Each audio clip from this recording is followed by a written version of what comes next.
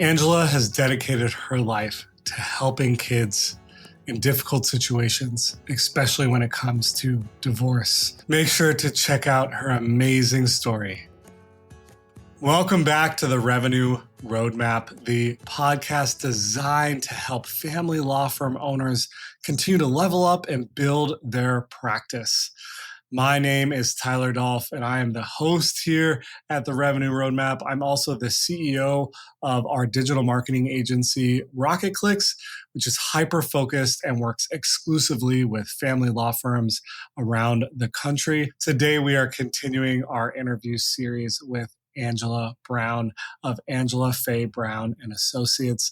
Angela has an awesome story. She started her firm right out of Texas law school and has built an awesome firm fully focused on helping kids out in sticky family situations. She has a great story and a passion like no one else I've interviewed.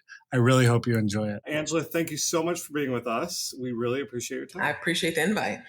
Tell us a little bit about yourself, about your firm. We want to dig into life before your firm, why you decided to start it, and go from there. Okay. So I came straight out of Texas law and opened my own practice. And so I actually graduated like a semester early, took February bar, and just like was off to the races at that point. In law, Wow. Yeah. And so in law school, I did the children's rights or clinic or whatever, which got me kind of into family law a little bit. And then it just kind of snowballed from there. And I just decided that was what I wanted to commit to. That's amazing. Angela, so many of our listeners, when they graduated law school, they would go to a big law practice, right? And they would go through the ranks and understand what that's like, and then eventually peel off and start their own firm. Help us understand why you decided out of the gate you wanted to start your own firm right away. Was there an opportunity to join a different firm, or like what were the reasonings behind that? I received offers to go to like prosecutors' offices and to kind of go that route. I didn't want to do criminal. I wasn't really interested in that. And I had not really worked very hard at trying to get into a family law firm. I already had in the back of my brain there was something I was interested in doing. While I was in law school, one of my colleagues actually started a group called like Solopreneurs. And so I'd already kind of had that on my radar, and luckily had the opportunity to talk to other attorneys who are out there on the streets already. And so I had a general idea about how I could pull it off. And so I decided it was worth a shot. That's amazing. Congratulations, American dream there. Talk us through the maybe slap of reality when you realized you were starting your own business, you needed to get an office, you had to find clients, you had to do marketing. Walk us through some of those early days and lessons you learned. Oh my gosh. I will tell you, I've heard people say when you give birth to a kiddo, that part of your brain just shuts it down. You don't remember the pain or anything. I feel like that's a lot about what happened then. I know what happened, but I don't feel like I fully appreciate all the pain that it was. But the only way I can describe it, it was just kind of like literally flying by the seat of my pants, right? Like you're bringing in every day, bringing in clients, paying bills, like the money is literally coming in and out within hours of each other for quite a while. It took a while to get to a place where, I can sleep in on Saturday again.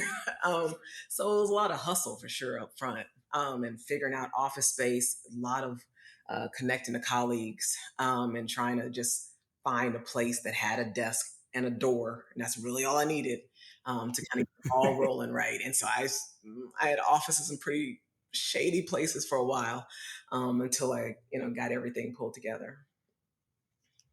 Love it.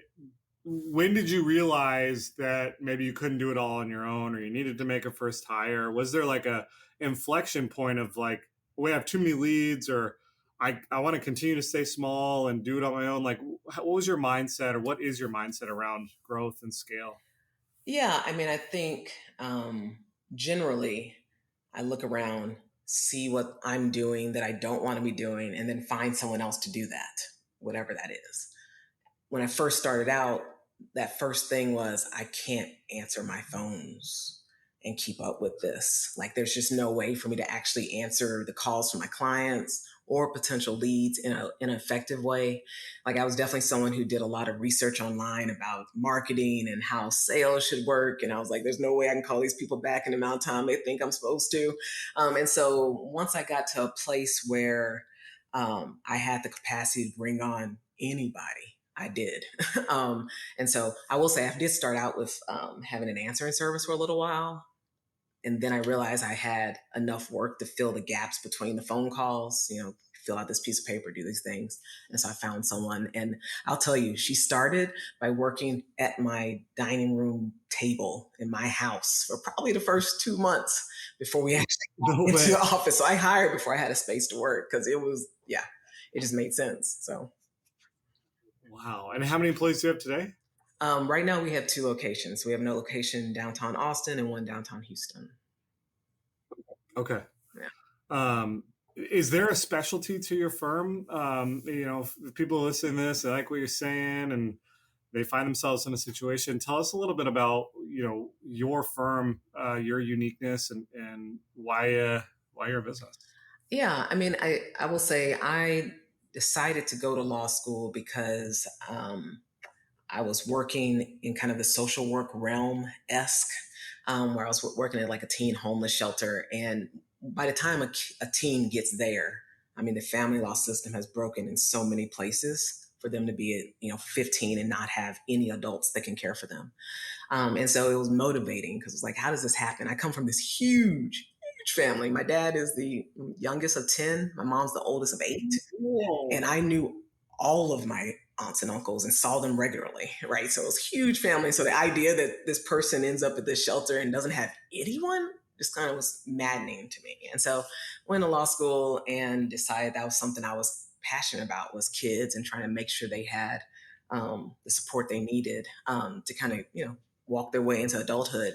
And so my practice has focused on kid cases mostly, mostly on custody cases, divorce cases that are geared toward children, where the parents are mostly concerned about that, not about the property. I often struggle when I'm in a case and people are arguing about their villa in Maine or something, and I'm like, sell it and split it in half. You can't do that with a kid, right? A kid is different, and so the nature of negotiating around kids, the nature of making parents or getting parents to be better parents, it's just different work. And so most of our practice has been geared around supporting families going through that sort of life change, I guess. Yeah, gosh, it's such important work. At our firm, we totally believe the same thing in being able to help these families through that difficult time. How are you getting business today? What are you doing to help get your name out in the community? And is a lot of your business through referral? Or are you doing anything unique on the marketing side? So right now, I guess we have multiple different things happening. So one, I tend to keep my name in like legal directories, so like Avo, Fine Law, like try to just have the listing up. So I try to keep that updated, get reviews on it, that sort of thing. Um, we're pretty good at keeping our review listing on Google, keep our numbers up as far as our number of reviews. So that's one of the things we do focus on.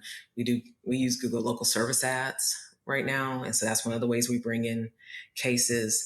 I have a pretty, I do a lot of decent amount of back end marketing. So I send out newsletters once a month. We call past clients and kind of try to stay top of mind. And so most of our referrals, I would say, come from past clients.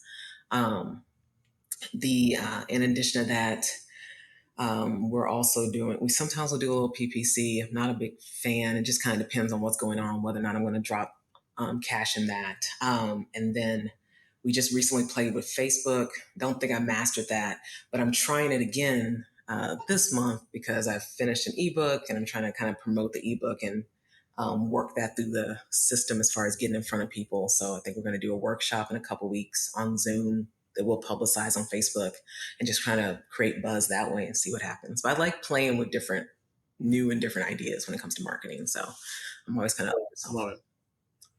Yeah, that's great. Angela, talk to us about the future of your firm. Where do you see the industry going? What are you thinking about as we're in 2025 now, and Do you have a planning period? Do you think about the next couple years?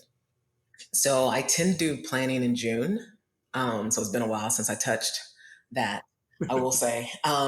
But summertime, family on summertime is just kind of weird as far as the work goes. And so it's always a good time for me to take a little time off. But as far as what I kind of see happening is, like, I'm a big fan of AI and what's coming with that. And I am curious to see how that's going to impact customer service and support within the legal profession, considering that's like the number one reason you're going to get a grievance is because you didn't call people enough, even though they have to pay per phone call. You still didn't call them enough. And so I'm curious to kind of see how that plays out. I'm not, because it's family law, I'm not that concerned about drafting and all that kind of stuff. Like, I use AI for drafting, but I don't use it for research. So, the things you see in the news of craziness happening, I don't have to deal with that. And then also, I think finding ways to help people solve their own problems more efficiently is, I think, a big deal. Like, one of the things we do at the firm is we'll essentially help pro se folks mediate their divorce and then help someone paper for them, like kind of help them walk through that process, to help them save the cost and the drama of having to go to court if they can avoid it. One of the things I'm trying to do with my firm is I'm trying to shift to what I call like um, high impact family law, which is essentially like the cases that I know if you do this up front, the rest of this won't break, right? So we're doing like premarital agreements. Texas does their parental rights in the context of dealing with child support through the state. And so you go to court for child support, they're going to do visitation and everything. If you have an attorney there, you probably won't have to go back to deal with anything later. And so just trying to catch people earlier to help stave off some of the issues that end up costing people hundreds of thousands of dollars later. So that's kind of where my mind is as far as helping folks right now. Love it. That's awesome. Angela, we really appreciate your time today. We love your story. It's always fun to hear the different catalysts and reasons why law firm owners started their firm and what they're doing on a day-to-day basis. I mentioned earlier that we have a younger audience of young attorneys who are looking to take the next step. And I'd love to end with, do you have a few points of advice for these attorneys thinking about either starting their own firm or joining a large firm, or what's next? What can you offer our listeners as some advice? I think what I would probably offer is that there's tons of work. You just got to be willing to do the work, and you got to be willing to do the hustle to find the people who need that help. And that it is worthwhile for you to take the steps necessary to understand how to run a business and understand the spreadsheets and to pay attention and to talk to your bookkeeper and like to figure those things out, but never to be overwhelmed by it. There's tons of attorneys who are willing to take that phone call and talk you through anything, be it marketing or otherwise on the business side, and get help. Like, there's people who coach, get a coach, anything that'll help you get through it. I've had multiple coaches, and that's one of the reasons I'm as successful as I am now. Is that just kind of adds gasoline to your fire when you have someone helping with the business side. Law school does not teach you how to run in a law firm.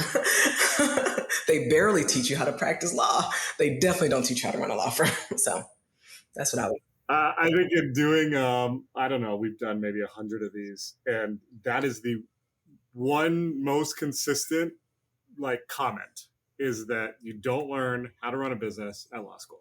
You do not. And there's one class, I believe, right? It's called law firm management or something. I'm sorry. It depends on the law school you went to. My law school, they're too, cloud, and their brains are in this clouds or something. And I mean, it was all theoretical. And so we didn't do that. And so, yeah, getting help and understand and knowing you need it and accepting that you probably need it at least a little bit. It's worthwhile. For sure. 100%. Angela, thank you so much again for your time. Listeners, thank you for your time. I hope everyone has a wonderful day, and we'll see you next time on Revenue Roadmap. If you enjoyed this episode, make sure to check out the other family law firm interviews we have on the podcast. We have a lot of great content here, learning and growing from other family law firm owners in our space. Really hope you enjoy it.